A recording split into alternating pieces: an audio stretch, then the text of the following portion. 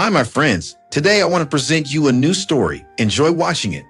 The office was silent, as it always was in the late hours. The soft hum of the air conditioning seemed louder in the stillness, and I stood by the window, staring out at the city below. The lights glittered like tiny stars, but they felt distant, just like everything in my life lately. Doyle Enterprises was thriving, the company was expanding, and by all accounts, I had everything anyone could dream of. But inside, I felt hollow. It had been 2 years since Henry died. 2 years since I had lost not just my husband, but my partner, my confidant. He had built this company from the ground up, and when he passed, I took the reins. Everyone said I was doing an incredible job, that I had taken Doyle Enterprises to new heights. But what no one saw was the loneliness that clung to me like a shadow. I walked back to my desk, the large, cold space feeling more like a cage than an office. The leather chair creaked as I sank into it, running my fingers over the wood of the desk. Henry's desk. His presence still lingered here, in the faint scent of his cologne that sometimes wafted from the drawers, or in the old documents with his handwriting scrawled across them. But the warmth was gone. A knock at the door pulled me from my thoughts. "Come in," I called, expecting one of my assistants. Instead, the door opened to reveal Ezekiel, the janitor. He shuffled in quietly, mop in hand, eyes downcast as usual. He had been working here for as long as I could remember, always in the background, cleaning up after the long hours of meetings and business deals. I hadn't spoken much to him before, just a polite nod in the hallways or a quick thank you when he emptied my trash. "Evening, Mrs. Doyle," he said softly, glancing at me as if uncertain whether he should be there. "I can come back later if you're still working." I shook my head. "No, it's fine, Ezekiel. Please go ahead." He nodded and moved across the room, his mop swishing softly on the polished floor. I watched him for a moment, the way he worked so methodically, so quietly. I'd always admired that about him. He didn't make a fuss, didn't demand attention. He just did his job, unseen and unnoticed by most. "How long have you worked here, Ezekiel?" The question came out before I could stop it. I wasn't sure why I asked. Perhaps it was the wine, or perhaps it was the gnawing need to hear another voice besides my own. 16 years, ma'am," he replied without looking up. 16 years. That's a long time, I said, more to myself than to him. "Yes, ma'am," he answered simply, continuing his work. The silence stretched between us, and I found myself thinking about those 16 years. 16 years of being here, unnoticed, cleaning up after everyone. I wondered if he ever felt the same kind of isolation I did, or perhaps his life was fuller than mine, with family or friends waiting for him at home. "Do you ever feel alone, Ezekiel?" The words slipped out before I could stop them. He paused for a moment, leaning on the mop handle, and finally looked at me. His eyes were kind, patient, far wiser than I had ever given him credit for. "Sometimes, ma'am," he said softly, "but I guess it depends on what you mean by alone." I didn't respond. I didn't know how to explain the emptiness I felt, the weight of a life that looked perfect on the outside, but felt like it was crumbling from within. Ezekiel nodded as if he understood, and went back to his work. "We all feel alone sometimes," he added after a long pause. "But it's what we do with that feeling that makes the difference." I watched him quietly, his words sinking in. The next morning, as I sat behind my desk reviewing the agenda for the day, my thoughts drifted back to Ezekiel. His words from the night before had stayed with me longer than I expected. "We all feel alone sometimes," he'd said. There was a raw truth in his voice, something that felt different from the polished pleasantries I was used to. I needed someone like that today, someone who saw the world through unfiltered eyes. A knock at the door snapped me out of my reverie. My assistant, Claire, peeked in. "Mrs. Doyle, the quarterly meeting with the board is tomorrow at 10 o'clock. Shall I finalize the reports?" I nodded, glancing at the papers in front of me. "Yes, Claire. And could you bring Ezekiel to my office, please?" Claire blinked, clearly startled by my request. "The janitor?" "Yes," I said firmly. "I need him to accompany me to the meeting today." Claire hesitated but didn't question me further. As she left, I found myself wondering if I had made a mistake. I barely knew Ezekiel beyond our brief exchanges. Yet there was something about him, a grounded presence that felt oddly reassuring. 15 minutes later, there was another knock. The door opened, and Ezekiel stepped inside, wearing his usual navy overalls, hands tucked nervously into his pockets. You wanted to see me, ma'am? He asked, his voice uncertain. Yes, Ezekiel. Please have a seat. I gestured to the chair opposite me. He sat down, looking as out of place in this office as a sparrow in a storm. I need your help, I said, watching his reaction closely. His brow furrowed, but he remained silent, waiting for me to explain.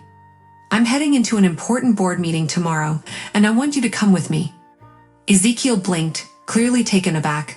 Me? To a board meeting? Yes, I replied. I know it seems unusual, but you have a way of seeing things that others miss. I trust your instincts. This is an important deal, and I need someone who can spot details. He stared at me for a long moment, as if weighing my words. Ma'am, I don't know anything about business. I just clean floors. I know, I said, leaning forward slightly. And that's exactly why I want you there. You see things differently, things that people in this world tend to overlook. Ezekiel, I said gently, I need your honesty, not business expertise.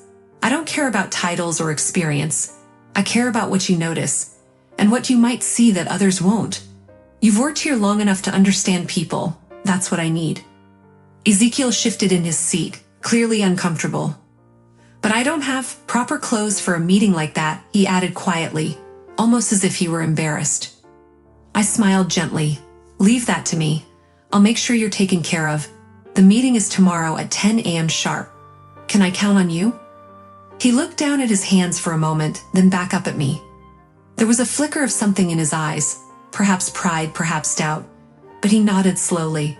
All right, Mrs. Doyle, if you really think I can help, I'll come. I exhaled, relieved by his agreement. Thank you, Ezekiel. You have no idea how much this means to me. As he turned to leave, I couldn't help but feel a surge of excitement. The meeting tomorrow was going to be more critical than I had let on.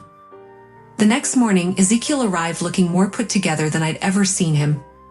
I had arranged for a tailored suit, and though he appeared uncomfortable at first, his calm demeanor as we stepped into the boardroom reassured me. If he was still nervous, he hid it well.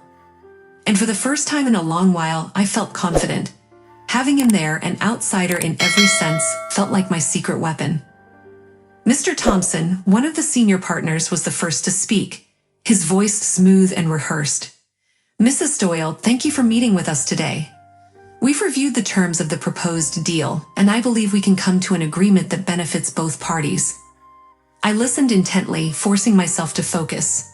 For months, I had been pushing back against a takeover that would erode the company's integrity, something I had spent years building after my husband's passing. Today was supposed to be a step toward preserving what remained of our legacy. Mr. Thompson went on about the future of the company, painting a picture of a promising collaboration, but something felt off. I couldn't place it at first, but there was an undercurrent of tension that I couldn't shake. Ezekiel, seated quietly beside me, hadn't spoken a word since we arrived, but as Thompson began sliding a folder of documents across the table toward me, I noticed Ezekiel's eyes narrowing. He was looking at something, fixating on something. Just then, Ezekiel leaned in and whispered, Mrs. Doyle, I think there's something under Thompson's briefcase. I blinked in surprise, my heart suddenly skipping a beat. What do you mean? There's a paper sticking out from underneath, he muttered. It doesn't belong there. My heart pounded as I glanced at the briefcase in question, and there it was, barely visible, the edge of a document peeking out from underneath. How had I not noticed it? Carefully, I interrupted Thompson's speech. Excuse me, Mr. Thompson, would you mind if I take a look at what's under your briefcase? His face froze, caught off guard. Under my briefcase, he repeated, his eyes narrowing slightly. Yes, I said more firmly this time. I'd like to see if there's something there that we haven't yet discussed. With a calm I didn't quite feel, I interrupted Thompson mid-sentence. Mr. Thompson, would you mind lifting your briefcase? The room went still. Thompson's smile faltered, and for a split second I saw a flash of panic in his eyes. Slowly, almost too slowly, he moved the briefcase aside, revealing the folded document that Ezekiel had spotted. I reached for it, my hand trembling slightly, and unfolded it on the table in front of everyone.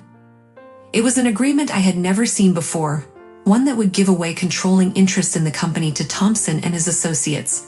My stomach churned as I realized what had almost happened.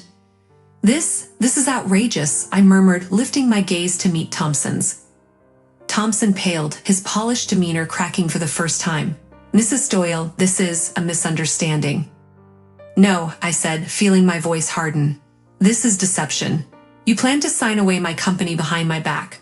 The entire room was silent. I felt everyone's eyes on me, but I only had eyes for Ezekiel. If he hadn't noticed that document, I would have walked straight into a trap. The betrayal simmered in the room like a palpable force. Thompson's hands were shaking now, no longer able to maintain his calm facade. I stood holding the document aloft. Do you think I wouldn't have noticed? Do you think I'm so blind to what happens in my own company that you could pull this off? His mouth opened and closed like a fish gasping for air, but no words came out. I turned to face the rest of the board, letting the weight of the moment settle. This company is mine. It always has been, and it always will be. If anyone here thinks they can deceive me, they are mistaken. Effective immediately, this deal is off the table. There was a murmur of shocked whispers, but I was not done. I turned to Ezekiel, who still sat quietly, his eyes wide with disbelief. Ezekiel, I said, loud enough for everyone to hear, you just saved this company. He shook his head slightly, as though he couldn't believe the words. I didn't do anything special, Mrs. Doyle. I just saw it. You did more than that, I replied, walking over to him. You saw what no one else could. You understood the stakes when others were blinded by greed. I could see the awe in his eyes, but it was nothing compared to the resolve forming inside me. Ezekiel, I said with a smile, I think it's time for a promotion. A promotion? He echoed, clearly stunned. Yes, I continued, my voice strong and unwavering. Effective immediately, you are no longer a janitor. From this moment on, you are my chief advisor, and your salary will reflect that, 10 times what you've been earning. The gasps in the room were audible, but I didn't care. This was the right decision. Ezekiel stood slowly, his hands shaking slightly as he processed what I had just said. Mrs. Doyle, I don't know what to say. Say you'll accept, I said, extending my hand toward him. Say you'll help me protect this company. After a moment, a slow smile spread across Ezekiel's face. He grasped my hand firmly, his eyes shining with gratitude. I accept, he said simply. And just like that, the tables had turned. Not only had I saved my company, but I had gained an ally, someone I could trust completely. And as I looked around the room, I knew one thing for certain. No one would ever underestimate me again.